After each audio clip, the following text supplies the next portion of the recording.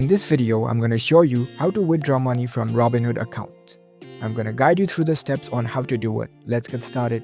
First of all, on your phone, launch the Robinhood app. After you are in the app, make sure that you are logged in with your account. After you are logged in, you will see this kind of interface. Now in this home screen, at the bottom right corner, you can see your profile icon. Tap on it. Now at the top left corner, you can see the 3 lines icon. Tap on it. In this menu page, you can see this transfers option. Tap on it. Here, you can enter the amount of money that you want to withdraw. Right below that, you can see the From section. You need to select your Robinhood account over here. And in the To section, you can select the bank account where you want to receive your money. After you enter all the details correctly, you are now ready to withdraw your money. So you can continue the process. And as you can see here, it can take 4 to 5 business days in order to receive your money. So that's it. That's how you can easily withdraw money from your Robinhood account to your bank. If you found this video helpful, don't forget to give this video a thumbs up and subscribe to our channel for more tech tips.